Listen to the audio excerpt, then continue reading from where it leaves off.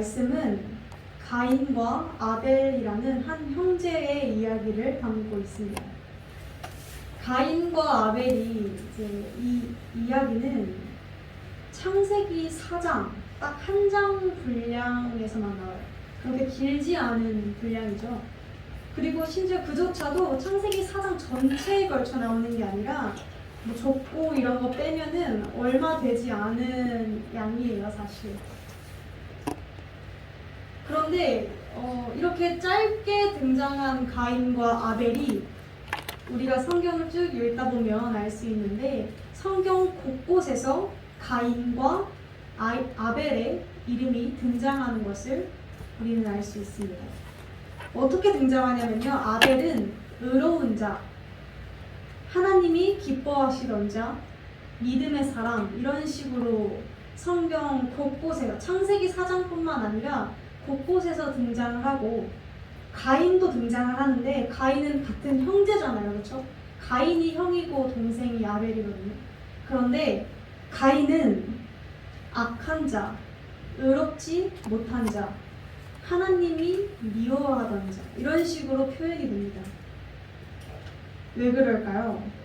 그 이유는 정말 작고 작은 한 제사에서 이야기가 시작합니다. 오늘 저와 여러분이 본문 말씀을 통해서 우리가 어떤 예배를 하나님께 올려드려야 하는지, 무엇이 예배인지 함께 깨닫는 시간 되기를 간절히 소망합니다. 먼저 창세기 4장의 내용을 한번 살펴보겠습니다. 어렵지 않습니다. 1절을 보면 아담과 하와 사이에서 가인이라는 아들이, 첫째 아들이 태어났습니다. 그리고 둘째가 아벨이라고 합니다. 자, 가인은 뭐 하는 사람이라고 성경 속에서 말씀하고 있죠? 가인은 농사하는 자, 농사 짓는 자이고 아벨은 양을 치는 사람이었다고 합니다. 사건은 3절에서부터 그냥 여기까지는 등장인물 소개였고요. 3절부터 이렇게 등장합니다. 세월이 지난 후에 어느 날 가인은 땅의 소산으로 제물을 삼아 하나님께 제사, 예배를 드렸고 아벨은 자기도 양의 첫 새끼와 그 기름으로 제사를, 예배를 드렸다라고 합니다. 그러니까 어느 날 오늘처럼 그냥 예배를 드린 거예요. 그리고 가인은 농사 짓는 사람이니까 곡식을 가지고 예배를 드렸고 아벨은 양을 치던 자니까 양을 잡아다가 예배를 드렸어요. 그런데 문제는 하나님께서 아벨의 제사만 받으시고 가인의 제사는 받지 않으셨다는 것입니다. 여기서 열납하셨으나라고 등장하죠. 열납하셨으나 개역 개정에서는 받으셨으나 받지 않으셨으나 이렇게 등장하거든요. 근데 이게 원어로 보면 예배를 받았다가 예배를 관심 있게 보았다라는 뜻이에요. 그러니까 하나님께서 아벨의 제사는 관심 있게 보셨는데 가인의 제사는 거들떠보지 않으셨다라는 뜻이기도 해요. 왜 받지 않으셨을까요? 왜 가인의 제사만 똑같이 예배를 드렸는데 왜 아벨의 예배는 받으시고 가인의 예배는 받지 않으셨을까요? 사실 저는 이게 성경을 읽었을 때 이제 좀 약간 납득이 가는 부분들이 있잖아요. 아, 이래서 그러셨겠구나 하는 부분들이 있고 이건 납득이 좀 안 간다라는 부분들이 있지 않으신가요? 저만인가요? 저는 되게 많아요. 근데 이 부분이 납득이 안 가는 부분이었어요. 왜냐면 좀 하나님이 편애한다고 생각했어요. 좀 너무한다고. 왜냐면 똑같이 예배를 드렸는데 누구 예배는 받고 누구 예배는 안 받았으니까. 심지어 그렇게 잘못한 것 같지도 않은데 하나님이 미워한다고 그러고 하나님이 사랑한다고 이렇게 표현을 대놓고 하니까 좀 납득이 안 가는 거예요. 근데 이 부분에 대해서 재물 때문이다라고 이야기하는 의견도 있어요. 재물이 이런 의견이에요. 그러니까 아벨은 하나님이 원하시는 양을 가지고 피의 제사를 드렸다. 근데 가인은 곡식으로 예배를 드렸다. 라고 하는 주장도 있는데 사실 이건 설득력이 조금 저를 납득시키지 못했어요. 설득력이 좀 부족해요. 왜? 레위기에서 곡식으로 드리는 제사가 소제예요. 소제 들어보셨죠? 소제. 그러니까 곡식으로도 예배를 드릴 수 있어요. 그리고 심지어 이 당시는 십계명이 만들어지기 전이라서 하나님께서 제사법을 규제하시지 않았거든요. 그러니까 그냥 각자 자기의 상황에 맞춰서 예배를 드린 거예요. 그래서 재물이 식물이었냐 동물이었냐를 가지고 가인이 잘못했다라고 할 수는 없어요, 사실. 그래서 더 이해가 되지 않는 거예요. 하나님이 양이 조금 더 비싸니까 막 이런 생각도 해봤는데 그것도 솔직히 좀 아닌 것 같고 하나님은 그런 분이 아니잖아요. 근데 이제 창세기 4장에 추가적으로 가인이 뭐 대충 예배를 드렸다라던가 흠 있는 재물을 가져왔다던가 뭐 이런 이야기들이 사실 없어요. 추가적인 정보가 없다는 뜻이에요. 그래서 우리는 이걸 함부로 넘겨짚어서는 안 돼요. 아, 가인이 잘못 드렸겠지. 가인이 뭐 곡식을 대충 가져왔겠지. 이런 식으로 이렇게 함부로 이제 성경에 없는 내용을 가지고 덧붙여서 생각을 해서는 안 된다는 거죠. 가인과 아벨에 대해서 이 창세기 4장 말고도 이제 언급하고 있는 부분들이 있다 했잖아요. 어디냐면 히브리서 11장 4절입니다. 제가 읽도록 하겠습니다.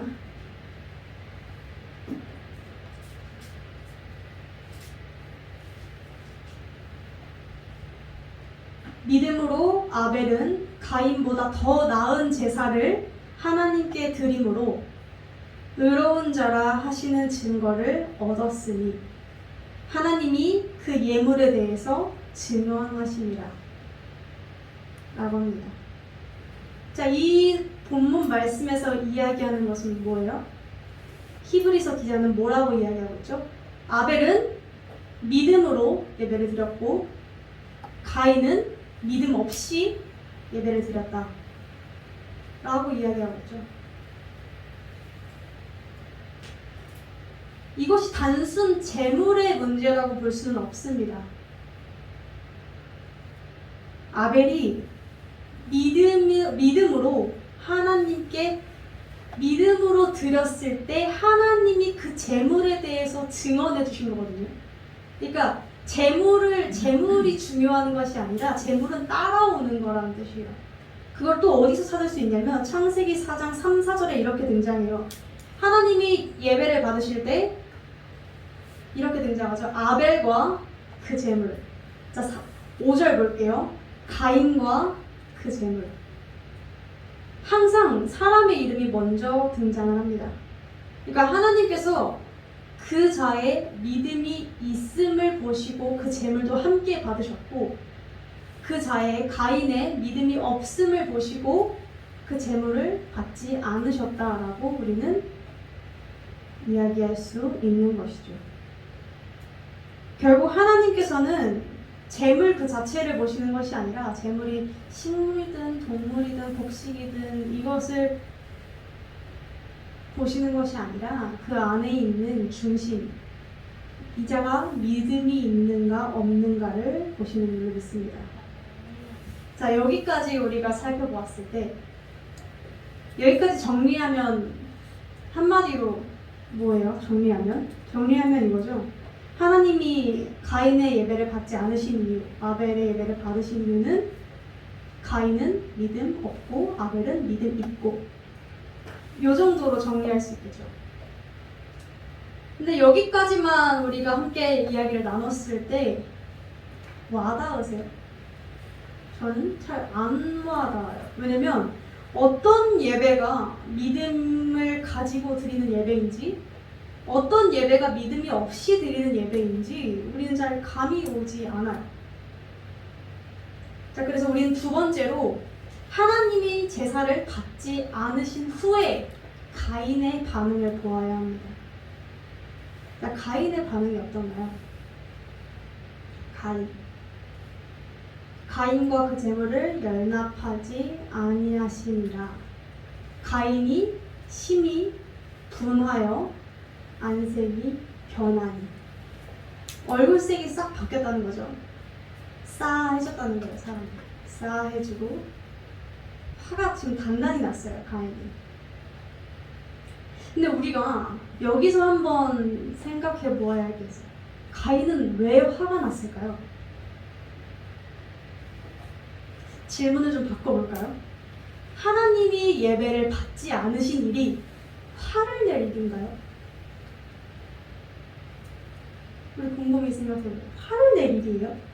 하나님이 예배를 꼭 받아야만 하나요? 아무도 대답 안 하시나요? 성경은 지금 하나님이 가인의 예배를 제사를 안 받았다고 했어요.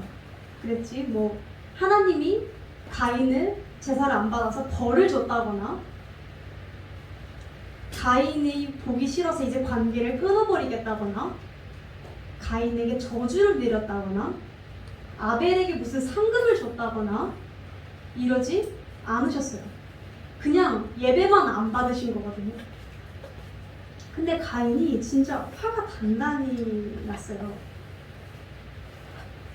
우리가 이렇게 생각해 볼까요? 예를 들어서 우리는 예배를 드렸을 때 하나님이 받으셨는지 안 받으셨는지 눈앞에 잘 안 보이죠? 하나님이 직접적으로 우리에게 말씀하지 이 가인과 아벨처럼 말씀하시지 않으니까 잘 몰라요. 우리 예배를 받으셨는지 안 받으셨는지. 그런데 가끔씩 목사님께서 우리가 감정이입을 해보자고. 목사님께서 강단에서 우리의 예배가 너무 형식적이다. 형식적이어서 하나님이 받지 않으신다. 라고 설교 시간에 말씀하신다면 우리는 여기에 대해서 반응이 어떨까요? 화를 내나요? 우리 화 잘 안 내지 않나요? 뭐 그렇다고 해서 우리 얼굴색이 싹 바뀌나요? 사실 그렇진 않아요. 우리의 모습을 돌아보겠죠. 아, 내가 그랬구나. 약간 이게 좀 대체적인 반응이에요. 그런데 가인은 지금 화가 단단히 났어요. 왜 화가 났을까요? 하나님께서 제사를 받지 않았다는 걸 굳이 눈앞에서 선명하게 보여주신 이유는 뭘까요? 돌이키라고. 기회가 있다는 거예요. 돌이키라고. 돌아오라고. 지금 너 예배가 잘못됐으니까 바꾸라는 메시지예요. 회복의 메시지인데 가인이 지금 단단히 이 메시지를 듣고도 화가 나 있어요. 자기가 뭔가 부당한 축사를 받은 게 아무것도 없거든요.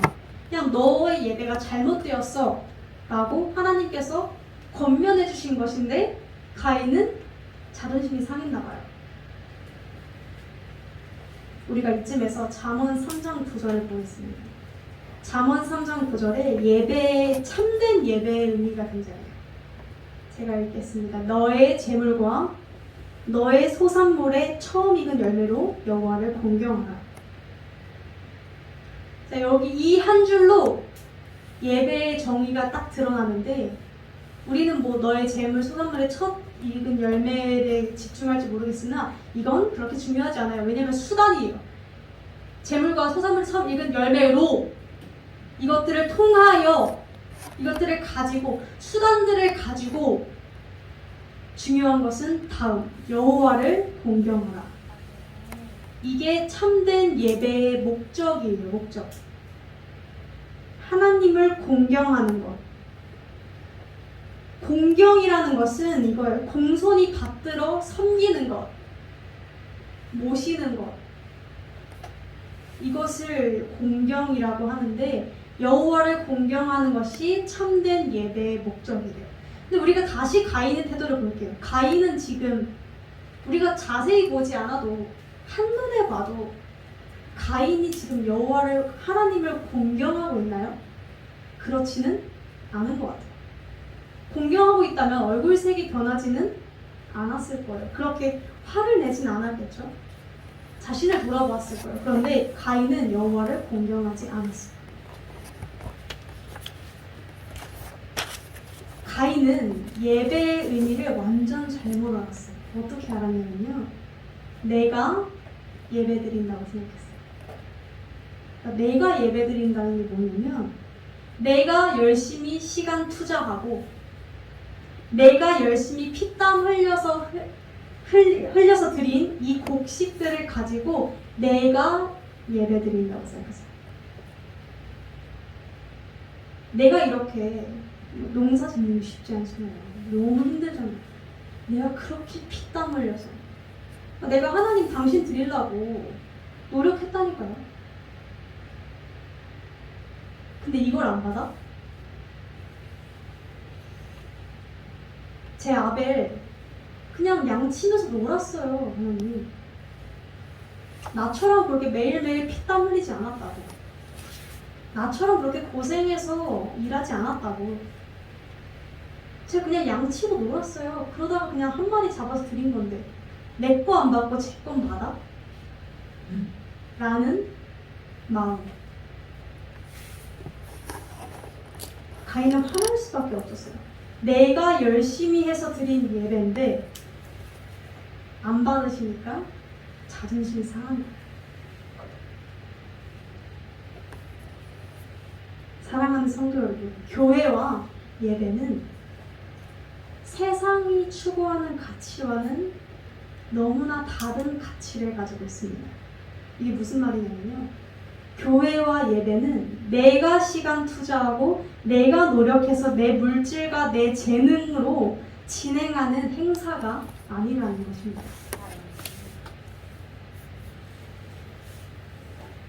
우리가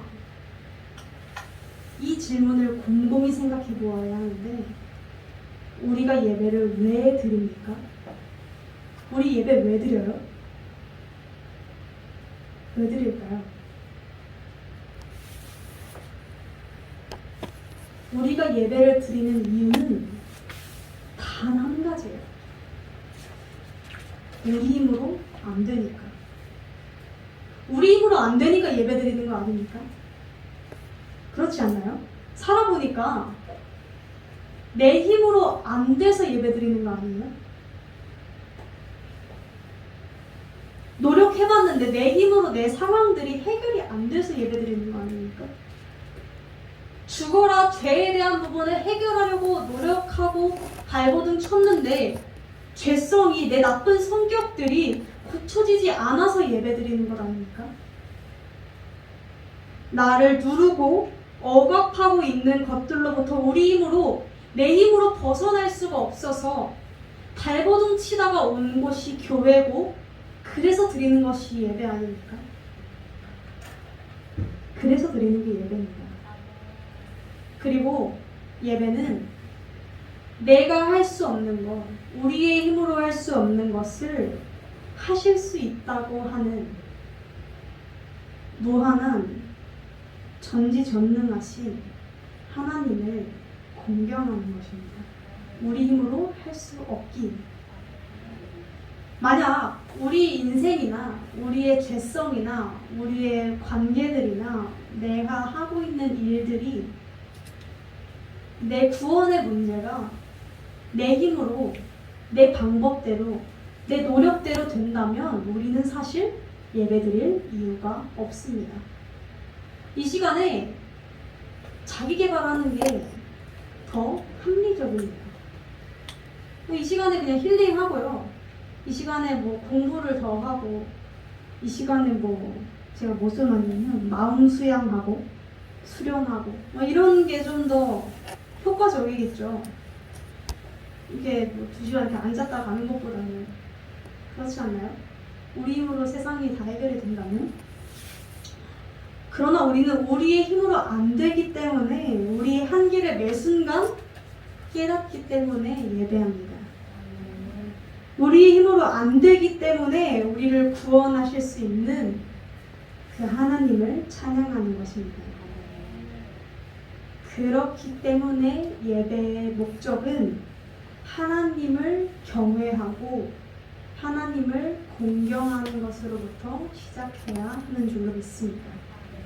그리고 하나님께서는 그 작은 마음을 믿음이라고 칭하세요.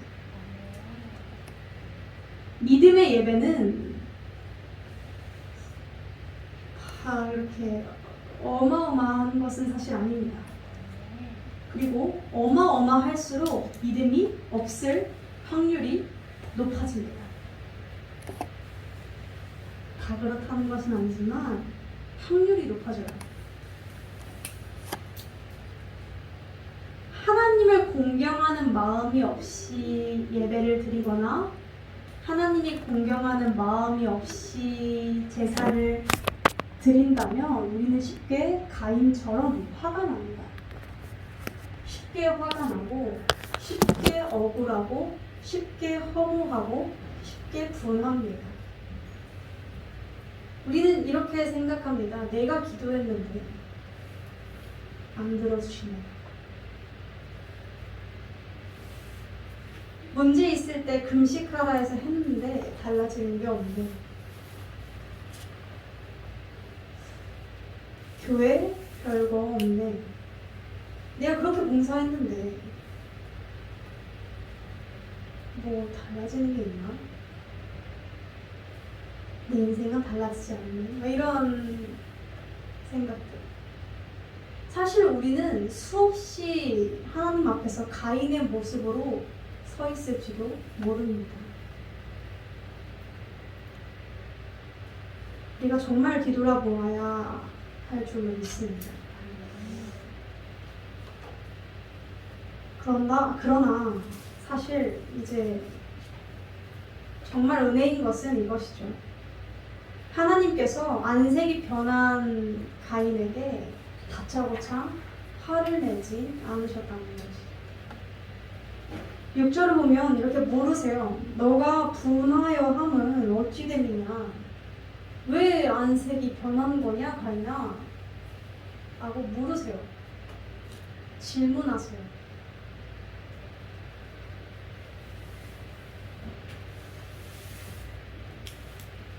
하나님께서는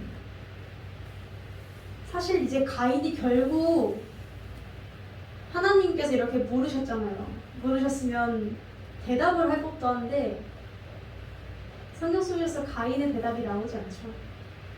가인은 회피해버립니다. 하나님을 마주보지 않고 하나님이 돌아오라고 했는데 돌이키라고 했는데 나를 공경하고 나를 경외하라. 너의 마음에 있는 그 죄악을 불태워 버려라. 죄가 너를 다스리는 것을 막아라 라고 권면하셨는데 가인은 인정하지 않고 회피합니다. 그래서 어떻게 되냐면 결국 자신의 동생을 자신의 손으로 죽이는 인류 최초의 살인사건이 벌어집니다. 그런데 한 가지 더 웃긴 것은 뭔지 아세요? 동생까지 죽였어요. 살인자잖아요. 그런데 하나님이 또 가인에게 찾아오세요. 가인이 회피했어요. 하나님 말 안 되고 대답도 안 했어요. 그런데 또 찾아오셔서 또 이렇게 물으세요. 가인아, 너의 아우 아벨이 어디 있느냐? 이게 진짜 몰라서 물으시는 것 같아요. 죽여서 땅에 묻었어요. 땅에 묻었는데 가인에게 물으시는 거예요. 죄 지은 순간을 다 보셨는데 하나님께서 물으시는 거예요. 너의 아우가 어디 있니? 가인아? 몰라서 물으신 게 아니라 가인아, 나를 회피했더니 너의 결과가 이렇게 되지 않았더냐? 이제 너의 죄를 직면하고 나를 좀 봐라 라는 계속되는 메시지예요. 하나님께서는 우리가 예배를 통해서 회개하기를 원하십니다. 이 회개라는 것은 사실 다른 여러 가지 것들이 있겠지만 가장 그 핵심은 내가 죄인임을 인정하는 것에서부터 시작합니다. 다시 말해서 매 순간의 예배는 내가 죄인임을 인정하는 것에서부터 시작해야 한다는 뜻이기도 합니다. 자, 왜 우리가 죄인일까요? 나 정도면 뭐 인간은 다 입체적이고 양면성을 가졌고 100% 악한 사람이라 할 수 없고 100% 선한 사람이라 칭할 수 있는 사람도 없잖아요. 대충 한 60% 정도에서 우리는 움직이고 있겠죠. 누군가에게는 악하기도 하겠지만 내 주변 사람들에게는 정말 잘하기도 하고, 그렇게 봤을 때 그냥 그렇게 살아가는 것 같은데 왜 우리는 죄인이라는 취급을 당해야 하는 걸까요? 그것은 성경이 말하고 있는 죄인은 단순히 뭐 가인처럼 살인을 저질러서 죄인, 그러니까 도덕적인 죄도 포함되어 있겠지만 그것은 일부이고, 성경이 말하고 있는 죄인과 죄의 정의는 하나님과 온전하신 하나님보다 못하다라는 것에서 시작합니다.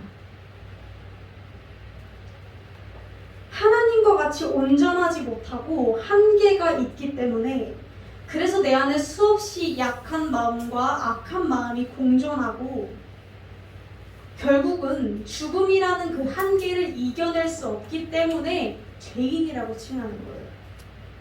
왜냐면 애초에 그 한계성을 가지게 된 이유가 죄 때문에 시작했거든요. 그래서 한계성을 가진 인간은 모두 죄인입니다.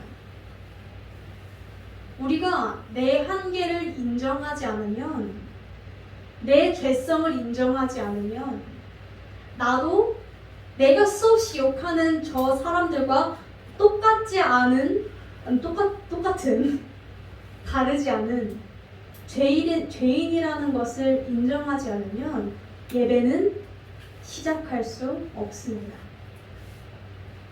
뭐 지난주에 그렇게 하고 오늘은 좀 괜찮고가 아니라 매주 예배를 드릴 때마다 내가 죄인임을 첫 번째로 인정하고 예배를 시작해야 한다는 것입니다. 그래서 목사님이 계속해서 말씀하시죠. 예배 전에 회개 기도부터 하자. 근데 우리는 사실 예배 전에 회개 기도 잘 안 하고 형식적이기도 하고 그렇죠. 그런데 이것은 내가 죄인임을 인정하고 낮아진 마음의 상태로 예배를 드리기 시작하라는 의미이기도 합니다. 사랑하는 성도 여러분, 우리는 지금 어떤 예배를 드리고 있습니까? 하나님을 공경하는 믿음의 예배를 드리고 있습니까? 아벨과 같은? 아니면 가인처럼 내가 할 수 있다고 생각하는 예배를 드리고 있습니까? 근데 이게 진짜 제일 고치기 힘들어요. 차라리 예배를 안 드리는 사람들은 드리기 시작하면 또 이야기가 다르거든요. 차라리 그건 조금 그런데, 이미 예배를 드리고 있는 사람들에게 내가 할 수 있다라고 생각하는 그 마음을 뺍시다 라고 이야기하지만 이게 빼는 게 쉽지가 않아요. 우리는 수없이 우리의 뭔가 노력으로 구원을 성취해내려고 해요. 그러니까 이게 세상의 시스템인데, 무언가 노력해서 행위적으로 구원을 따내려고 하는 거예요. 그러니까 기도를 해서 구원을 따내려고 하고, 예배를 드려서 가인처럼 열심히 피땀 흘려서 일해서, 피땀 흘려 일하는 게 잘못은 아니잖아요. 근데 그렇게 일해서 예배를 드린다니까요. 우리 그러면 이렇게 생각하죠. 우리 그런 마음들 있잖아요. 예배를 드려도 천국에 대한 확신이 없을 경우에는 이런 마음들이 들어요. 내가 어제 기도를 한 2시간 안 하고 1시간 55분 정도 했는데 5분 빼먹었는데 내가 지금 죽으면 지옥에 가나? 내가 지금 오늘 밤에 회개를 하고 그 다음날 아침에 죄를 짓고 오후에 죽으면 나는 맨날 회개를 밤에 하는데 아침에 죄를 지으면 오후에 죽으면 난 지옥에 가나? 또 우리 이런 생각들 해봤을걸요? 할 수밖에 없어요. 우리는 기준을 잘 모르니까 천국에 대한 기준을. 그러나 이것들은 사실 어디서 시작한 거냐면요. 내가 회개 기도를 내가 해서 구원을 내가 쟁취해서 보따리처럼 지고 다닌다라는 생각에서부터 시작한 거거든요. 사실 그것은 아니라 구원이라는 것, 그리고 예배라는 것, 신앙이라는 것은 사실 내가 따르는 것이 아니라 내가 하나님을 공경하고 그저 그냥 나는 할 수 없다를 인정하고 하나님 도와주세요 할 때 하나님이 손을 내미셔서 우리를 잡아주시는 거거든요.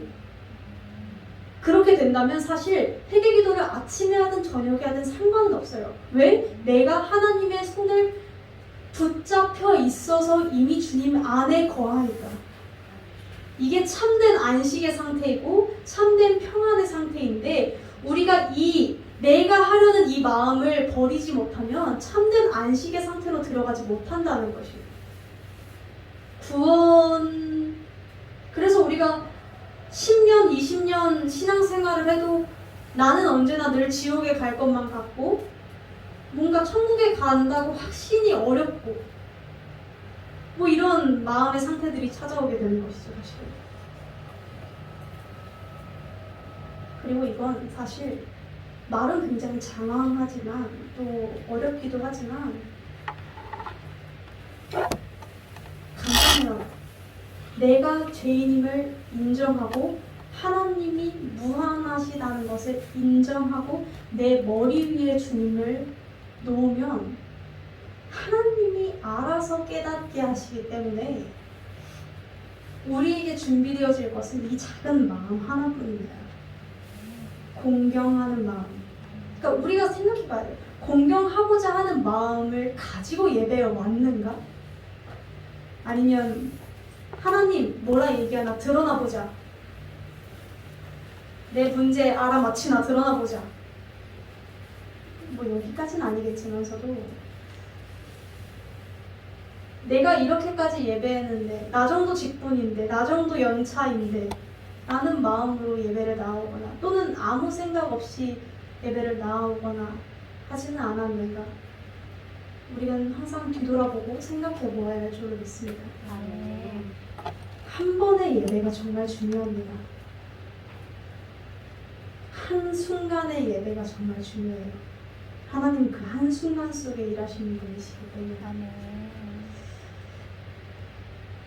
저와 여러분이 가인이 아닌 아벨과 같은 제사를 드리기를 소망합니다. 또는 가인의 길에 서 있더라도 하나님이 부르시는 그 외침의 소리를 듣고 내 죄를 그만 숨겨두고 이제는 하나님께 나아가기를 원합니다. 그래서 더 늦기 전에 가인처럼 늦어버리기 전에 하나님께로 돌이키는 저와 여러분 되기를 간절히 소망합니다.